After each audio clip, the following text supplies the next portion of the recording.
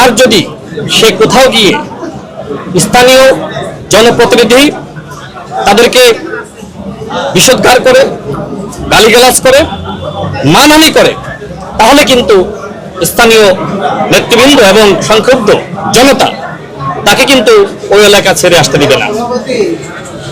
সিলেটে যে ধরনের ঘটনা ঘটেছে, দেখেন সেখানকার যে স্থানীয় এমপি অত্যন্ত জনপ্রিয়, তিনি কারাগারে থাকা অবস্থায় মেয়র নির্বাচিত হয়েছিলেন, তাকে আপনি গালিগালাজ করে ফিরে আসবেন আর সিলেটের জনতা সেটি মেনে নিবে, এটি তো হয় না।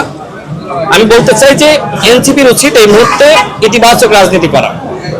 সুতরাং গণঅভ্যুত্থানে আপনি নেতৃত্ব দিয়েছেন, আপনি ভূমিকা রেখেছেন, এই জন্য পরবর্তীতে আপনি যে রাজনৈতিক অপসংস্কৃতি, আপনি যে রাজনৈতিক মাঠকে আপনি গালিগালাজের মাঠে আপনি তৈরি করেছেন, এইটার জন্য ভাই আপনার খেসারত দেওয়া লাগবে।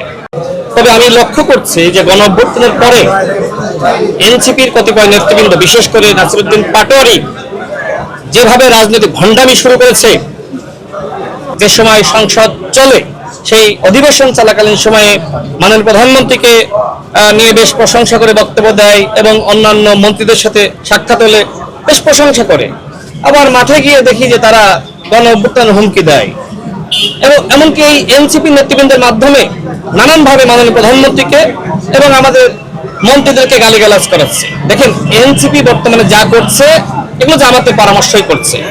এই জন্য জামাত এবং এনসিপিকে বলবো, যদি এইভাবে আপনারা রাজনৈতিক পরিবেশকে নষ্ট করেন তাহলে কিন্তু তার উত্তম জবাব দেওয়ার জন্য আমরা প্রস্তুত আছি। আপনারা সরকারের নির্বাচিত মন্ত্রীদেরকে আপনারা গালিগালাজ করবেন আর বলবেন যে আমরা কিছু বলতে পারবো না, এটা তো হয় না।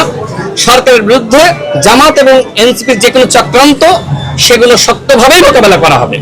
বাংলাদেশে আওয়ামী লীগের পতন হয়েছে আর দিল্লিতে কবর হয়ে গেছে। আওয়ামী লীগ বাংলাদেশে আর রাজনীতিতে ফিরতে পারবে এটি আমি বিশ্বাস করি না। দেখেন যদি শেখ হাসিনা পালিয়ে না যেত সেক্ষেত্রে অন্য কিছু করতে পারত, যেহেতু পালিয়ে গেছে, এই পালিয়ে যাওয়ার মধ্য দিয়ে আওয়ামী লীগের সমস্ত নেতাকর্মীরা তারা মনোবল হারিয়েছে। আমি বাংলাদেশে এখনো পর্যন্ত যারা আওয়ামী লীগের নেতৃবৃন্দ কর্মীরা আছে তারা কেউ জুলুমের শিকার হচ্ছে? মাননীয় প্রধানমন্ত্রী কি বলেছেন, আমার এই মেরুদণ্ড ভেঙে দেওয়া হয়েছে, আমি যদি পাল্টা এখন মেরুদণ্ড ভেঙে দিই আমার এই ব্যথা কি কমবে? না। ঠিক আমরা এই সহনশীলতা এবং ধৈর্যশীলতা রাজনীতি করছি।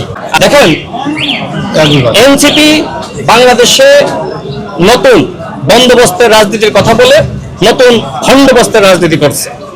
আমি তাদেরকে বলবো গঠনমূলক রাজনীতি করেন। আপনারা জামাতের মস্তিষ্ক দ্বারা এই মুহূর্তে পরিচালিত হচ্ছেন। জামাত অত্যন্ত চালাক এবং ধুরন্ধর একটি রাজনৈতিক দল। তারা নিজেরা দেখবেন বিএনপির স্থানীয় প্রতিনিধি তাদের সাথে আন্তরিকতা বজায় রাখছে এবং